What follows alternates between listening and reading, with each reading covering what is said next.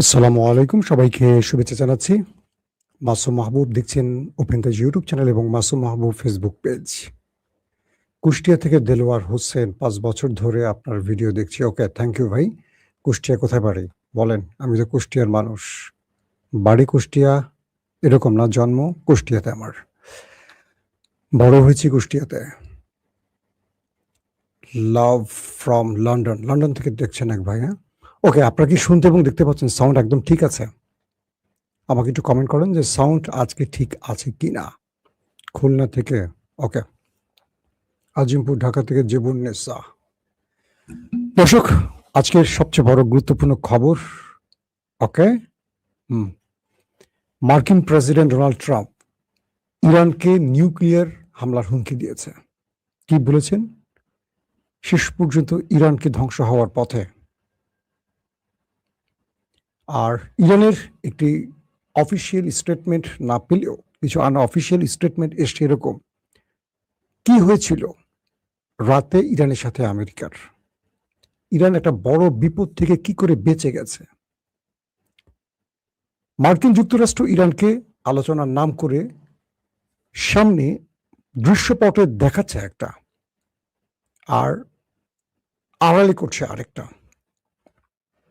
গভীর রাতে, অর্থাৎ রাত 12টা থেকে 1টার মধ্যে মার্কিন যুক্তরাষ্ট্রের 4টি ডিস্ট্রয়ার, ওয়ারশিপ, যুদ্ধ জাহাজ হরমুজে প্রবেশ করে। টার্গেট হঠাৎ করে ইরানকে আক্রমণ করে হরমুজ প্রণালী দখল করবে। ইরানের 3টি পয়েন্টে সিরিজ বড় রকম হামলা করে, স্ট্রাইক চালায় আমেরিকা। বন্দর আব্বাস, হরমুজ প্রণালী এবং আরেকটি জায়গায়। ইরান তার হাত ট্রিগারে নিয়ে বসেছিল, কারণ ইরান আমেরিকার সম্পর্কে সবচেয়ে বেশি অবগত। যদি বলা হয় আমেরিকাকে হারে হারে চেনে কে, একটি দেশের নাম যদি বলতে হয় সেটার নাম ইরান। যদি 10টি দেশের নাম বলা হয় তাহলে সবার আগে ইরান। বুঝতে পারছেন? ডোনাল্ড ট্রাম্প তিনি ইরানকে বিভিন্ন রকম আলোচনার টেবিলে রাখছেন প্রতিদিনই। আজকে একটা, কালকে একটা, সোশ্যাল মিডিয়ায় বড় বড় কথা বলছেন, কিন্তু আলোচনার টেবিলে রাখছেন যাতে ইরান একটু ঘুমিয়ে পড়ে বা ইরান একটু শান্তিতে বিশ্রাম নিতে পারে, কারণ ওই সময়টিতেই অ্যাটাক করবে। মুসলিম হিস্ট্রি যারা পড়েছেন কম বেশি, তারা জানবেন যে মুসলমানদের সাথে সেই বদর, ওহুদ, খন্দক থেকে শুরু করে আজ অবধি ওই বিশ্বাসঘাতকরা পেছন থেকে এভাবেই কাজ করতে চায়। সেটা অটোমান বলেন, ওসমানী বলেন, উমাইয়া বলেন, সেলজুক বলেন, হ্যাঁ, যত সাম্রাজ্য আছে দেখবেন ওরা এই কাজটি করে। কিন্তু মুসলমানরা যারা ইমানের শক্তিতে বলিয়ান, তারা কখনো হাত ট্রিগার থেকে সরায় না।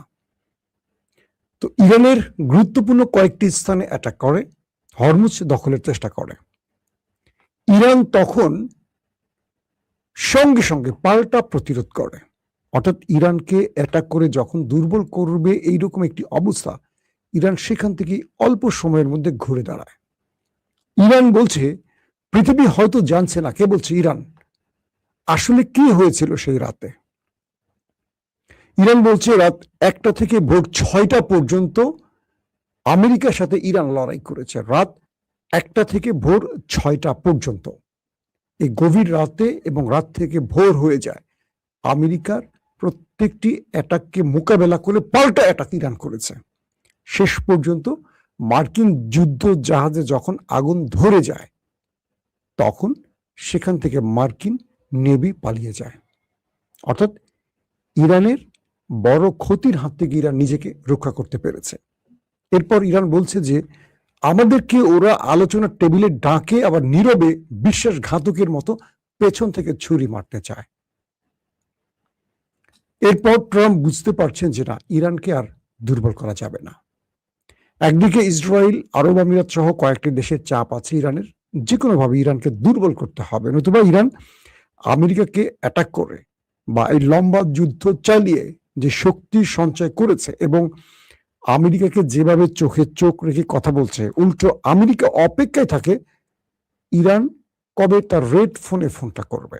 আমেরিকার প্রেসিডেন্ট ডোনাল্ড ট্রাম্প তার প্রতিনিধিকে কোট টাইট শুট পরিয়ে রেডি করে বসে রাখেন ইরান কখন ডাকবে। তার মানে সবকিছু ইরানের উপর ডিপেন্ড করছে, আমেরিকার উপর ডিপেন্ড করছে না। ধরেন একটা বাংলাদেশ দিয়ে উদাহরণ দিই, বাংলাদেশে যদি কখনো আমেরিকা একজন ছোট্ট আন্ডার সেক্রেটারি, মামুলি একজন সহকারী সচিব হোক, উপসচিব হোক কিংবা যুগ্ম সচিব একটা টেলিফোন করে বলে আমরা বাংলাদেশে অমুক দলের ক্ষমতা দেখতে চাই না, পরের দিনে দেখবে সেনাকু হয়ে গেছে। অর্থাৎ আমেরিকার এত মামুলি একজন কর্তা যদি ফোন করে, বাংলাদেশে 111 ঘটে যায়, বাংলাদেশে বহু কিছু ঘটে যায়। আমেরিকাতে একটি সাইফারের ঘটনা, একটি রাষ্ট্রীয় চিঠির ঘটনায় আপনারা দেখেছেন একজন আন্ডার সেক্রেটারি, মামুলি সেক্রেটারি, তার এক ধমকিতে ইমরান খানের মসনদ পড়ে গেছে। কামার জাভেদ বাজওয়া দখল করে ফেলেছে মসনদ, সেখানে পিডিএম কে বসিয়েছে একটা ষড়যন্ত্রের মাধ্যমে। কিন্তু ইরান কি হচ্ছে, যেখানে ট্রাম্প প্রতিদিন একটা করে ধমক দিচ্ছে, ধ্বংস করে ফেলবো, মানচিত্র থেকে মুছে ফেলবো, হ্যাঁ পাথরের যুগে পাঠিয়ে দেবো, পুরো রেজিম শেষ করে ফেলবো, নানান রকম হুমকি দিচ্ছে। কিন্তু ইরান তোয়াক্কাই করছে না, পাত্তাই দিচ্ছে না ট্রাম্পকে, একেবারে ডাইরেক্ট বলছে যে পাত্তাই দিচ্ছে না। তো যখনই এই লড়াইটা ইরান পুরোপুরি আমেরিকাকে পরাজিত করে ফেলেছে, রাত 1টা থেকে ভোর 6টা পর্যন্ত এই লড়াইটা, তখন আমেরিকা সত্যিকার অর্থে বুঝে গেছে ইরানকে আর হারানো যাবে না। ইরান তার শক্তিমত্তা বা প্রজ্ঞা বা তার কৌশল আমেরিকাকে পরাজিত করার মতো সক্ষমতা রাখে। ইরানের হয়তো আমেরিকার মতো আধুনিক অস্ত্র নেই, F-35 নেই, প্যাট্রিয়ট নেই, থার্ড নেই, কিন্তু ইরানের কৌশলে এখন পর্যন্ত ইরানকে আমেরিকার বিরুদ্ধে বিজেতা হিসেবে দাঁড় করিয়ে রেখেছে, বিজয়ের আসনে বসিয়ে রেখেছে। আমি বলছি না, এটা পৃথিবী বিখ্যাত বড় বড় গবেষকরা বলছেন। এখন এরপর কি হয়েছে আসেন আমরা সেই দিকে যাই। এই লড়াইতে ইরান আমেরিকার 4টি জাহাজ ক্ষতিগ্রস্ত করেছে, আগুন ধরে গেছে, যদিও আমেরিকা স্বীকার করছে না, কিন্তু ইরান সেটা প্রমাণ দিয়েছে। নাম্বার 2, বলা হচ্ছে যে ইরান এই সময় 8টি ক্রুজ মিসাইল ব্যবহার করেছে এবং 14টির অধিক ড্রোন ব্যবহার করেছে। আর আমেরিকা 3টি শহরে ভয়াবহ বিস্ফোরণ ঘটিয়েছে। এবং বলা হচ্ছে যে যদি এই লড়াইতে ইরান হেরে যেত, তাহলে ওই রাতে ইরানের রেজিম চেঞ্জ হয়ে যেত এবং হরমুজ প্রণালী দখলে নিয়ে পুরো ইরানকে ভাঁজ করে ফেলতো কাগজের মতো ইরান। কিন্তু ওরা সফল হতে পারেনি বলে ইরান এখনো বীরত্বের আসনে বা বিজেতার আসনে বসে আছে। আসেন 2 নম্বর খবর। আজকে ডোনাল্ড ট্রাম্প নতুন করে আবারও হুমকি দিয়েছে ইরানকে। যখন ট্রাম্প বুঝতে পারলেন যে তিনি আর পারছেন না ইরানের সাথে, বা ইরান কোনোভাবেই তার কৌশলে ধরা খাচ্ছে না বা তার ফাঁদে পা দিচ্ছে না, ইরান এমন এক অবস্থায় আছে যে মার্কিনীদের প্রত্যেকটি ফাঁদ বুঝতে পারছে এবং তাদের ষড়যন্ত্র টেক্কা দিয়ে, ওভারটেক্কা দিয়ে পার করে নিজেরা দাঁড়িয়ে আছে, উল্টো আমেরিকাকে বিপদে ফেলছে বিভিন্ন কৌশলে। তো ট্রাম্প এবার ইরানকে অ্যাটম বোমা হামলা হুমকি দিয়েছে। আমেরিকার প্রেসিডেন্ট ডোনাল্ড ট্রাম্প বলছে ইরানকে এবার অন্য এক চমক দেখানো হবে, অন্য এক চমক দেখানো হবে, যে চমকে ইরান ধূলিসাৎ হয়ে যাবে। তিনি নিউক্লিয়ার অ্যাটাকের হুমকি দিয়ে বসলেন সরাসরি ইরানকে। ইরান বলছে, মিস্টার প্রেসিডেন্ট ট্রাম্প, আপনার যা খুশি করতে পারেন, আপনার এমন ধমকে ইরান তার জায়গা থেকে একচুল নড়বে না। আমরা যে শর্তগুলো আপনাদের দিয়েছি, এই শর্ত থেকে আমরা সরব না। আপনার সাথে আমাদের সব রকম আলোচনা হবে, বাট নিউক্লিয়ার ইস্যুতে আমরা সিদ্ধান্ত পরিবর্তন করব না। ওই যে বললাম, মুস্তফা খামেনি তার বাবার মতো লম্বা সময় ক্ষমতায় ছিলেন না। আমি যদি বলি যে আয়াতুল্লাহ আলী খামেনি তার সারা জীবনে 100টা ভালো মন্দ কাজের মধ্যে 99টা ভালো কাজ করেছেন, কিন্তু একটি ভুল সিদ্ধান্ত নিয়েছেন তার জীবনে। আর সেটা কি? তিনি ইরানে ফতোয়া দিয়ে নিউক্লিয়ারকে হারাম ঘোষণা করেছেন। কেন? এই নিউক্লিয়ার মানব ধ্বংসী বা মানব বিধ্বংসী একটি বোমা, পারমাণবিক বোমা, যেটা লক্ষ লক্ষ মানুষকে একসঙ্গে ধ্বংস করে ফেলে। তাই ইরানের মধ্যে তিনি এটাকে মাসালা দিয়ে হারাম ঘোষণা করেছিলেন, যে কারণে ইরান কখনো নিউক্লিয়ার তৈরি করেনি। যার ফলশ্রুতিতে আজকে আমেরিকা, ইসরায়েল ইরানে হামলার সুযোগ পেয়েছে। তারই ছেলে মুস্তফা খামেনি তিনি এসেই বলেছেন যে আজকে যদি আমাদের নিউক্লিয়ার থাকতো তাহলে আমেরিকা বা ইসরায়েল আমাদের হামলার সুযোগ পেত না। যেমন উত্তর কোরিয়ার সাথে এত উত্তপ্ত বাক্য বিনিময় হয় আমেরিকার, কিন্তু উত্তর কোরিয়া একটা টোকাও মারে না আমেরিকা, কারণ তার কাছে লং রেঞ্জ মিসাইল আছে, তার কাছে পারমাণবিক আছে, হরেক রকমের মিসাইল আছে এবং হরেক ওয়ারহেড আছে, পাশাপাশি নিউক্লিয়ার আছে। এক নিউক্লিয়ারের জন্য উত্তর কোরিয়ার সাথে কখনো পাঙ্গা নেয় না। তো ইরান এখন এই নিউক্লিয়ার যেটা তাদের কাছে সমৃদ্ধকরণ আছে, প্রায় 60% ইউরেনিয়াম সমৃদ্ধ করা আছে, এটি 90% হলে একটি পারমাণবিক বোমা তৈরি করা যায়। তো বিশেষজ্ঞরা বলছেন যে ইরান এই যুদ্ধের মধ্যেই তার আন্ডারগ্রাউন্ডে বসে হয়তো নিউক্লিয়ার তৈরির চূড়ান্ত সিদ্ধান্তে আছে। এখন এখানে দুরকম তথ্য পাওয়া যায়। এক, হয় ইরান তৈরি করে ফেলেছে, এই জন্য ইরান আমেরিকাকে তোয়াক্কা করছে না, কারণ যখনই আমেরিকা নিউক্লিয়ার অ্যাটাকের চূড়ান্ত সিদ্ধান্ত নেবে ইরান জানবে, দেখা যাবে সেই দিন ইরান রাতে কোনো একটি জায়গায় নিউক্লিয়ার অ্যাটাক মানে পরীক্ষা চালিয়ে বসবে। হতে পারে ইরান একদম চূড়ান্ত পর্যায়ে আছে, তৈরির একদম কাছাকাছি আছে, নানান রকম বাধা বিপত্তির জন্য হয়তো পারছে না, সেখানে হয়তো ইরান আছে, হয়তোবা ইরান করে ফেলেছে জানাচ্ছে না, ইসরায়েলের মতো। এরকম অনেক তথ্য আসে, তথ্য তো আমার বানানো, অনেকেই বলেন যে ভাই সে অনেক আগে থেকে শুনছি, কিন্তু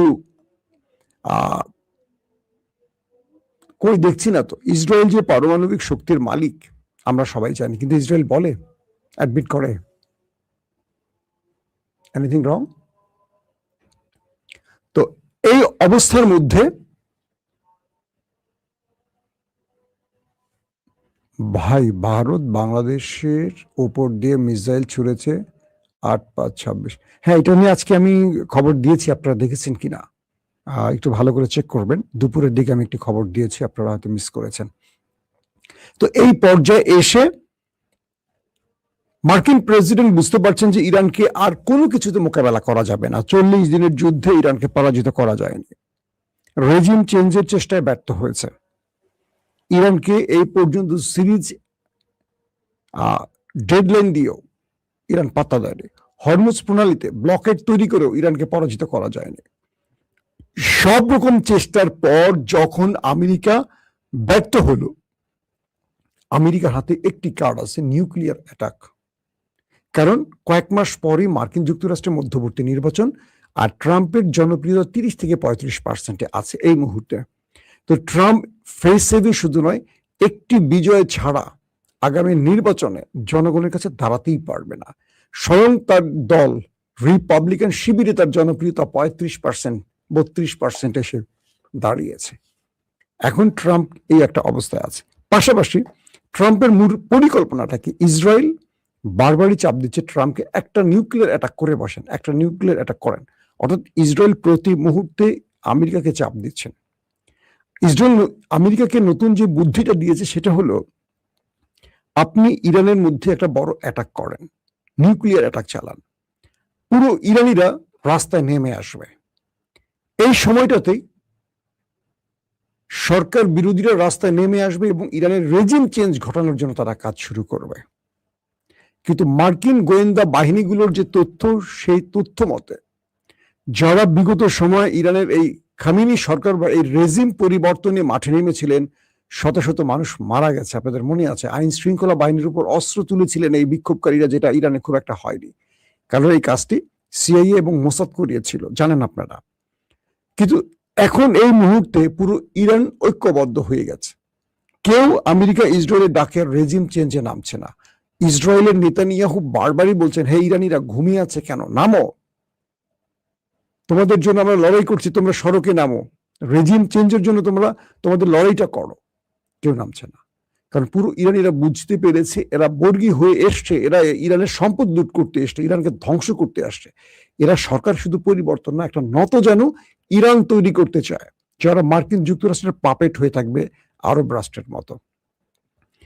এখন নিউক্লিয়ার অ্যাটাকের পর পুরো ইরানিদেরকে রাস্তায় নামিয়ে রেজিম চেঞ্জের একটা নাটক করতে চায় এবং এর মাধ্যমে ইরানকে পরাজিত করতে চায়।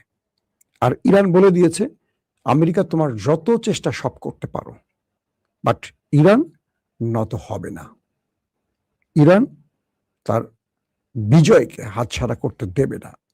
ইরান তার শক্তিমত্তা থাকা অবস্থা, অর্থাৎ যতদিন সে পারবে লড়াই করতে, সে শত্রুর সাথে আপোষ করতে রাজি নয়। এটি ইরান।